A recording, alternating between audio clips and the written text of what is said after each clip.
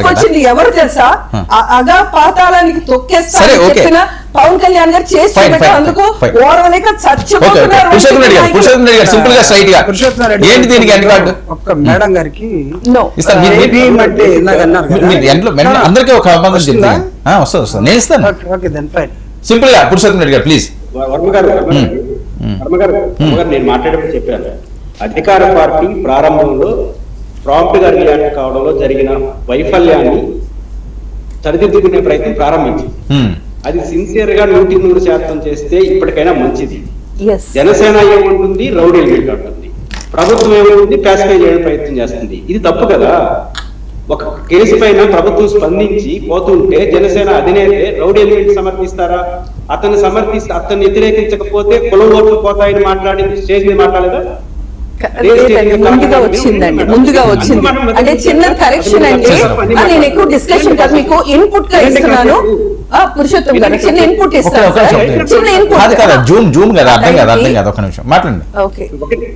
నేను లోతుల్లోకి వెళ్తే రాజకీయ నాయకుడిగా మీరు ఇబ్బంది పడతారు. కనీసం రాష్ట్ర భావన వద్దు, కనీసం కుల భావనను తెచ్చుకోమని చెప్పి మన నాయకుడేగా.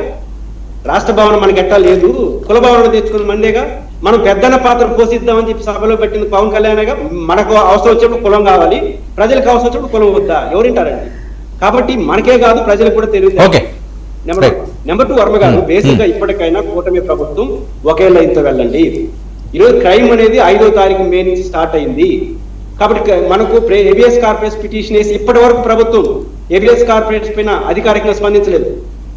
మొన్నటికి మొన్న జగన్మోహన్ రెడ్డి గారి పర్యటన తర్వాత దానికి ముందు సస్పెండ్, తర్వాత కేసు, ఇప్పుడు పూర్తిగా జబ్బతో విచారణ అనిపిస్తారు. అనుమానాలు రావా ఎవరి మీద? నేను ఇప్పుడు కూడా ప్రభుత్వం మీద అనుమానం రావట్లేదు, అధికారుల మీద నాకు అనుమానం ఉంది.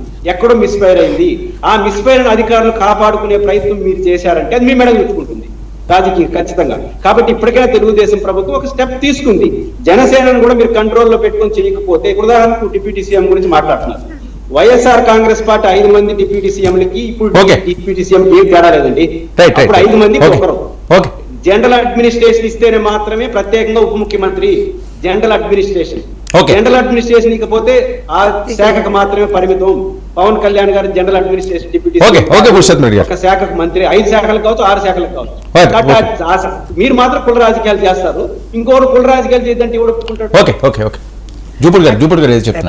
ఏం లేదండి, ఇక్కడ పాపం మేడం గారికి జై భీమ్ అనే ఎవరిలో తిట్టాలనుకుంటున్నారో మాట్లాడుతున్నారు. కానీ ఈ నినాదం ఏంటంటే జై అంటే వర్దిల్లాలి, భీమ్ అంటే జ్ఞానం అండి.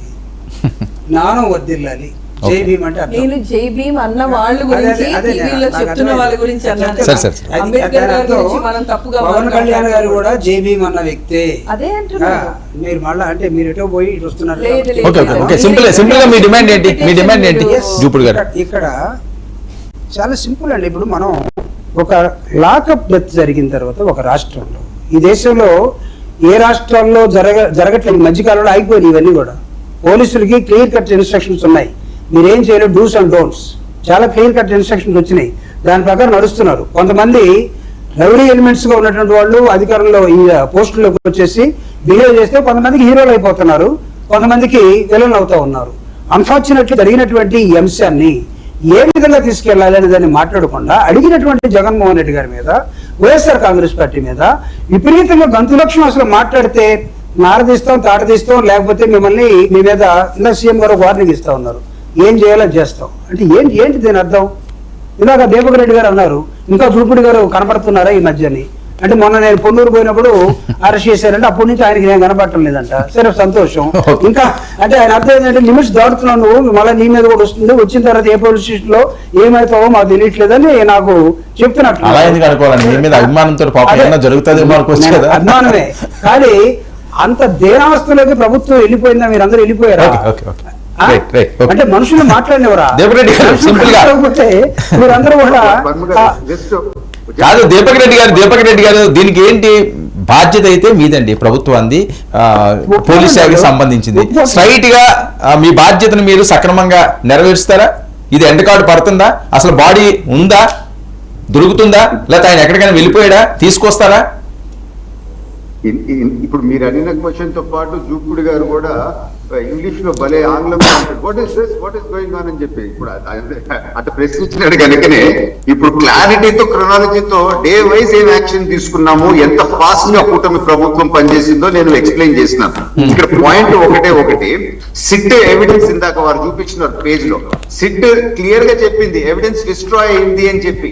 అదే కదా చెప్తుండేది నేను ఇందాక అది కూడా నేను కోట్ చేయడం జరిగింది. కులము కాపు అని చెప్పి 5 రోజులు కంటిన్యూగా ఆ పిల్లోడి పేరు కన్నా కూడా ఎంతసేపు కాపు బిడ్డ అనేది వైసీపీ వాళ్ళు కాదా? అది కుల రాజకీయం చేసింది వాళ్ళు కాదా? అదే విధంగా జగన్మోహన్ రెడ్డి గారు 5 సంవత్సరాలు ముఖ్యమంత్రిగా ఉన్నప్పుడు ఒక్కసారన్నా పౌర హక్కుల గురించి ఒక్కసారన్నా మాట్లాడినాడా చెప్పమనండి. జూపుడు గారిని నేను ఛాలెంజ్ చేసి అడుగుతున్నాను. అది కాకుండా జూపుడు గారు అమరావతి పక్కన ఉండే police station Krishnalanka police station కి తీసుకుపోయినారు అని అంటారు. అక్కడ కేసులు ఉంటే ఆడకు తీసుకోపోతే ఇంకేడకు తీసుకోపోతారండి. మన ఫండమెంటల్ గా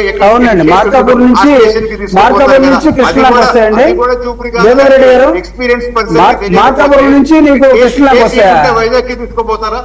సో దయచేసి మీరు సీనియర్ పర్సన్ మాట్లాడేటప్పుడు మనము కొంచెం ఆబ్జెక్టివ్ గా మాట్లాడాలా. నేను కోరేది ఒకటే, ఎంతసేపు రాజకీయం చేయకూడదు. నేను కూడా చెప్పిన వ్యవస్థ ఈ విధంగా దిగజారింది ఎందుకు అని అంటే 5 సంవత్సరాలు పోలీస్ డిపార్ట్మెంట్ చేత వైసీపీ వాళ్ళు క్రైమ్ చేయించినారు అని చెప్పి. సో మనము ఇటువంటి తప్పుల్ని సరిదిద్దాలా.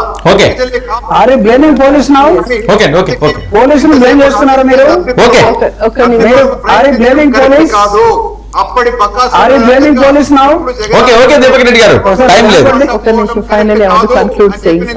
పోలీసులు బ్లేమ్ చేస్తున్నారా? ఫెయిల్యూర్ అని చెప్తున్నారా? పోలీస్ వ్యవస్థ మీ రాష్ట్రంలో ఒకటి ఇక్కడ వర్మ గారు ఇక్కడ అందరూ మనం ఎవరైతే ఉన్నామో డెఫినెట్ గా లా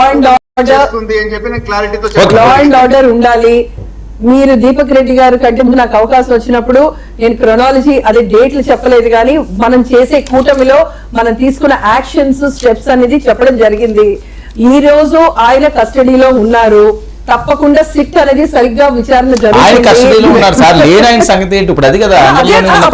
అది తెలుస్తుంది. ఎప్పుడు కూడా మనం లేని దాని గురించి మనం చేసే ఎప్పుడైనా ఇప్పుడు కేసులు అన్ని కూడా వివరంగా తెలియాలి, కరెక్ట్ న్యాయం జరగాలి అన్నప్పుడు డెఫినెట్ గా సాయి కృష్ణకి న్యాయం జరగాలి. ఆ పరిస్థితి ఏం జరిగింది, ఎందుకు అయ్యింది అనేది తెలుసుకోవాలి తప్ప ఒకటి మళ్ళీ ఆఖరిలో ఒక మాట, ఇది ఒక కేసు కింద ఒక క్రైమ్ కింద చూద్దాం. చెక్ అండ్ బ్యాలెన్స్ గా ఒక హెల్తీ కమెంట్స్ ఉండనియండి. అంతేగాని కులాల్ని వీటికి పెట్టద్దు. కందకలేని దురద కత్తిపేటకి ఎందుకు, లేకపోతే కత్తికి లేని దురద కందకెందుకు అన్నట్టు ఆ సామెతలాగా 2 కులాలు కలవ